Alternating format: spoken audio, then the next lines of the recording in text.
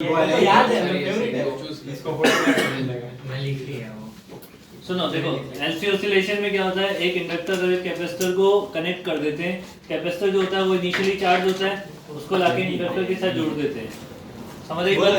अब इसमें होता ये है, इसमें होता ये है कि भाई अपने पास वो है ना, इंडक्टर जो है वो आइडियल है और वायर का कोई रेजिस्टेंस नहीं है, ठीक है। इंडक्टर जो है वो हमारा आइडियल है और वायर्स का कोई रेजिस्टेंस नहीं है।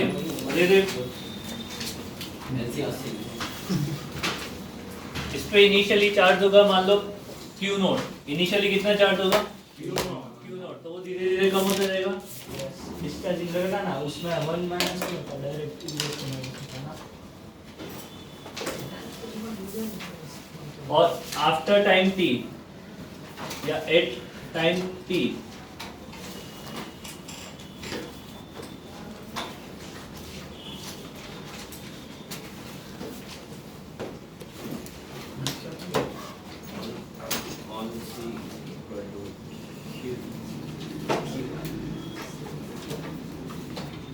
ये हो जाएगा हमारे पास Q। समझ एक बात की। अब इसमें ना ऑसिलेशन हो रहे हैं, तो ये आफ्टर टाइम t है ना, sin ओमेगा t ऐसा होगा। हाँ cos ओमेगा t मानते हैं। q naught cos omega t। Q equal to इसे मानते हैं Q naught cos omega t। हाँ, क्योंकि 0 पे वो 1 होता है ना, इनिशियल चार्ज 1 होता है। ऑसिलेशन सही है ना। इसमें क्या होता है कि ये कैपेसिटर जो है, अबे तुम उनको कर लेने ना, उनका काम है। वो पूछ रहे तो मैं क्या करूं? चुप उसको बोला ये फातिमा करना नहीं बोला रेगुलेटर। हाँ तो बता दे पहले, फिर मैं चालू करूँगा। हाँ बता दे। ये पंखा है ना, डायरेक्ट ज्यादा फास्ट हो जाता है। हाँ, उसको तो करना उसको फास्ट फास्ट दिमाग करना। तो रेगुलेटर ना भी हाँ हां रेगुलेटर डालना है ना। हाँ। एक रेगुलेटर में पिन बीजो कहीं ना को ना हो क्यों कुछ और डलवाना है। मतलब कंपोनेंट कहाँ?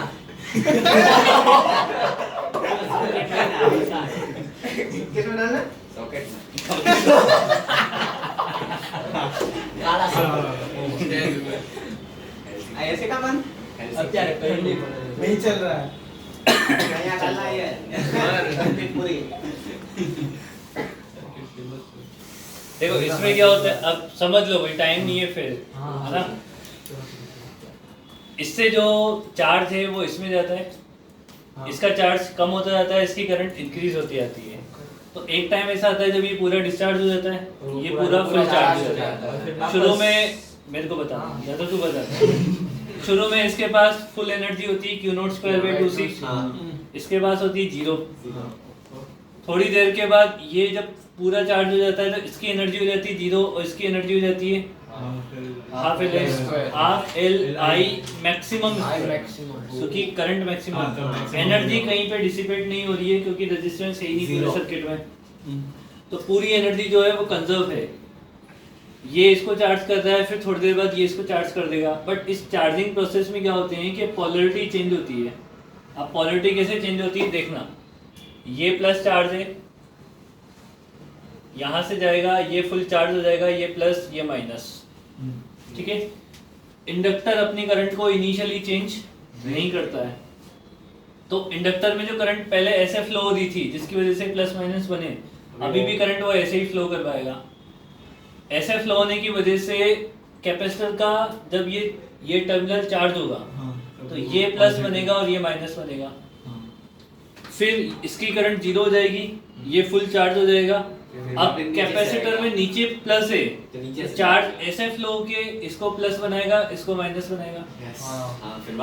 फिर वापस ये डिस्चार्ज हो जाएगा, ये फुल चार्ज हो जाएगा, अपनी करंट ऐसे फ्लो करवाएगा, ऊपर प्लस नीचे माइनस बनेगा, और ये प्रोसेस चलता रहेगा। समझ आ गई बात ये। अब इसके ऑसिलेशन वैसे ही होते हैं जैसे स्प्रिंग ब्लॉक सिस्टम के ऑसिलेशन होते हैं। इसको कंपेयर करते हैं किससे? Spring block system.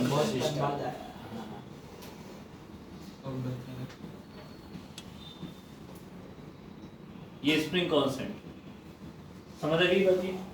Spring block system, अब इनिशियली कैपेसिटर पे चार्ज है तो इनिशियली स्प्रिंग को थोड़ा सा एलोंगेशन करके फिर रिलीज करते हैं।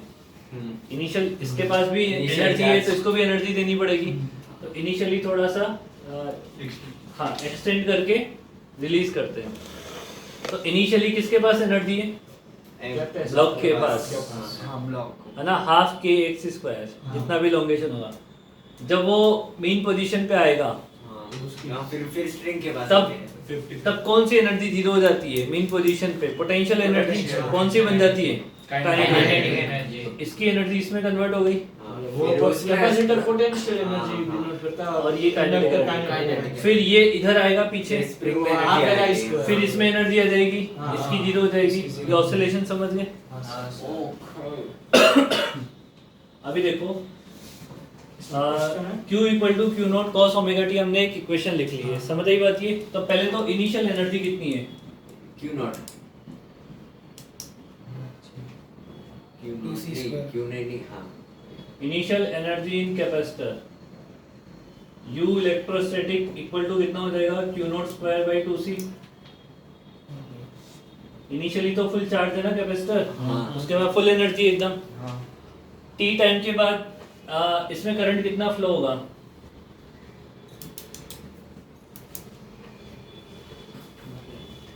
I इक्वल टू होता है dq बाई dt। सर ये इस बारे में क्या था, इंडक्टर से पहले चार्ज कैपेसिटर से चार्ज फ्लो होगा, इंडक्टर में करंट होगा। हाँ। तो पहला वाला माइनस होगा, दूसरा पहला वाला प्लस होगा, दूसरा वाला माइनस होगा। हाँ। और फिर उधर से वापस उसको चार्ज करेंगे। माइनस वाले को पॉजिटिव बना देगा। तो हाँ, इधर वाला माइनस, नीचे माइनस वाला प्लस हो जाएगा। ओके। ये dq बाई dt होता है, इसको डिफरेंशिएट करो तो कितना हो जाएगा? Minus of q not omega sine omega t, है ना?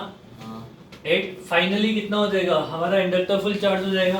हाँ पहला हाँ पहला इसमें Max- एक सेकंड एट टाइम t पे कैपेसिटर की एनर्जी कितनी होगी?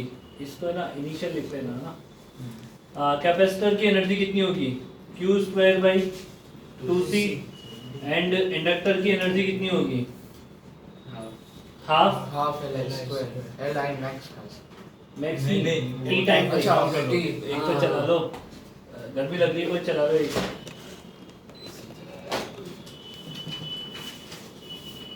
तो इसकी एनर्जी में Q का ये फंक्शन दिया था।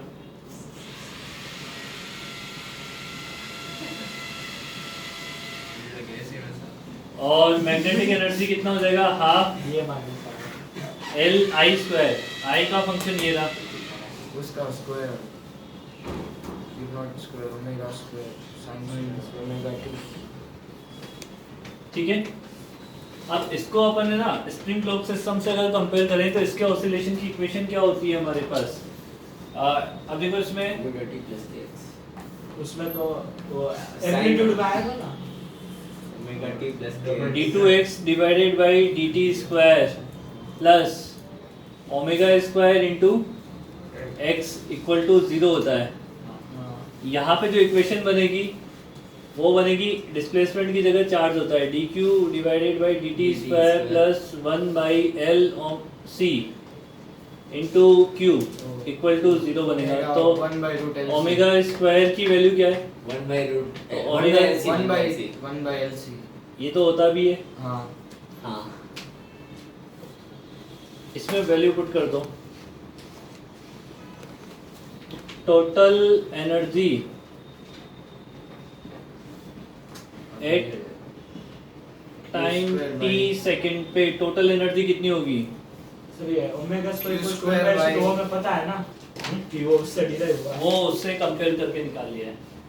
ओके। इसमें क्या करते हो? हाँ। केवीएल की इक्वेशन लगाते हो, हाँ सर, ये cos स्क्वायर sin स्क्वायर 1 तो q square by 2 q in not दोनों को स्क्वायर ऐड by- करो। हाँ अब देखो इसमें पहले तो ओमेगा की वैल्यू का पुट करोगे 1 बाई एल सी, तो एल एल एल से एल कट जाएगा।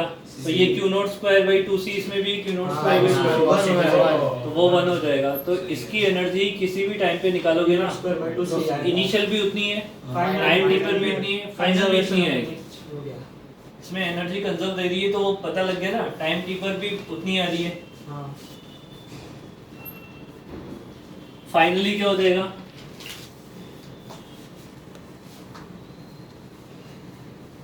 फाइनली कितना हो जाएगा? करंट हो जाएगी मैक्सिमम हो जाएगी ना करंट मैक्सिमम, तो एनर्जी जो हो जाएगी वो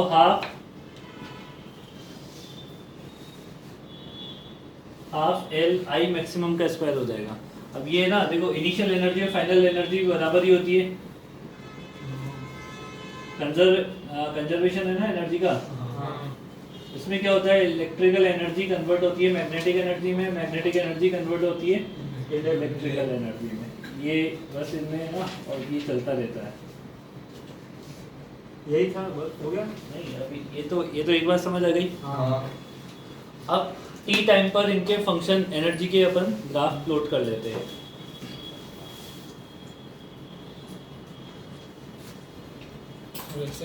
हाँ इस साइड अब जगह नहीं है उस साइड नहीं बनेगा, अच्छा, नीचे मिडल। नीचे नहीं बनेगा, दिक्कत ये है। एक सेकंड लग जाओ। क्या यहाँ मिटा के इसमें आएगा नहीं वीडियो में, ऐसा बोल रहा है ये प्रोसेस करेगा। वो कहाँ है?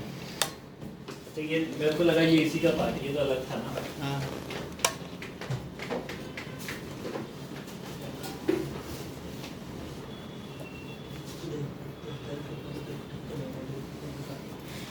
एनर्जी का ग्राफ बनाओ टाइम के साथ, कौन से टी टाइम पे बनाओ। कॉस का ग्राफ बनेगा। नहीं, एक में बनेगा कॉस का ग्राफ, एक में बनेगा साइन का ग्राफ। हाँ। बनेगा स्क्वायर के बनेंगे, स्क्वायर के बनेंगे ग्राफ, ध्यान रखना। हाँ कॉस स्क्वायर साइन स्क्वायर के। ठीक है। अच्छा ये टाइम 0 है, ये कितना होता है? T/4 ये T/4 होगा। ये कितना होगा? सर ये T/4 3T/4 होगा ये। हाँ ये T/2 होगा। ये cos का ना? cos स्क्वायर का ग्राफ है ये। हाँ ठीक है। ये तो कौन सी एनर्जी का ग्राफ हो गया?